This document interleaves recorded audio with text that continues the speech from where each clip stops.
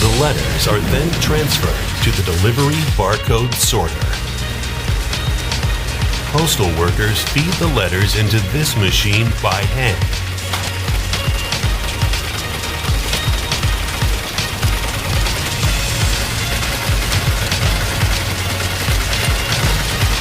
This machine sorts letters into delivery point sequence, or the order that postal carriers will deliver them along their routes.